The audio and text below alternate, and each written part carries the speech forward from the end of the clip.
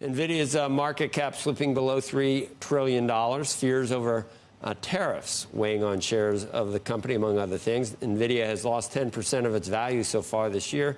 It's still, though, the country's second most valuable company. Joining us for more on the chip maker, Sasha Ostojic, venture partner at Playground Global, a deep tech venture firm. Sasha spent nearly a decade heading up Nvidia's GPU software division. With a run that we've seen, I mean, historic. I can't even mention anything close to it, Sasha. I guess I could come up with something. But should we be surprised that at some point there's, a stock goes through a spell like this with nothing wrong with the fundamentals? Yeah, I mean, you said it exactly right. Nothing wrong with the fundamentals. I'm sure you all listened to the earnings call, and it was really nothing but good news. The company is executing as well as it could.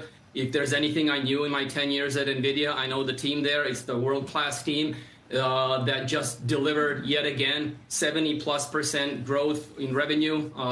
Yes, it's not 100+%, maybe like the previous quarters or years, but still mind-blowing, and for a $3 trillion company. I just did the quick math in my head as I was listening to you. Nvidia generates $100 million per employee, and that's just great. I mean, in market cap, in revenue, it's about 3.8 million, and the closest I could find is Apple at 2.3 million. So all these metrics are just incredible.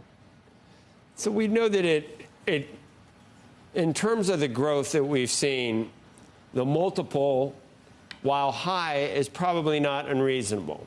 But how much air, is there an air pocket? Is there a disconnect between, the stock price and the underlying earnings per share? How much further could it go down? How much further could it go down, you think, Sasha? People just said, I've made so much money, I'm going to get out. Okay, I'm not a stock analyst, investment analyst, but what I can say is you can be a trader, you can be an owner in this stock. I am an owner in this stock, obviously, and any dips and spikes, especially short term, are based on sentiment and perception, not necessarily on fundamentals. Yes, there is profit taking. A lot of people made a lot of money in the past few years, so it makes sense to get out. But there is so much upside left. The AI renaissance is just at the beginning, and Nvidia is the driving force behind that renaissance. And we can go through the news and all the announcements about the data centers that are being built.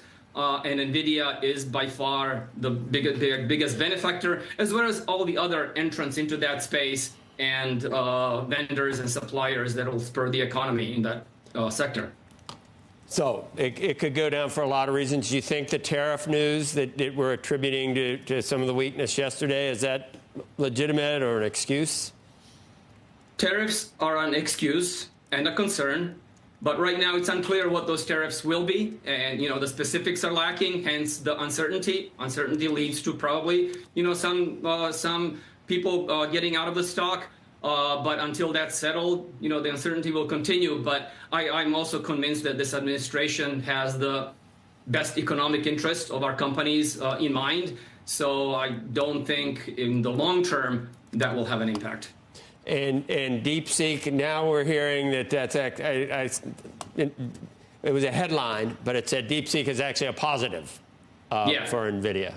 Is that Both Colette Kress, the CFO of NVIDIA, and Jensen addressed this, and I happen to agree.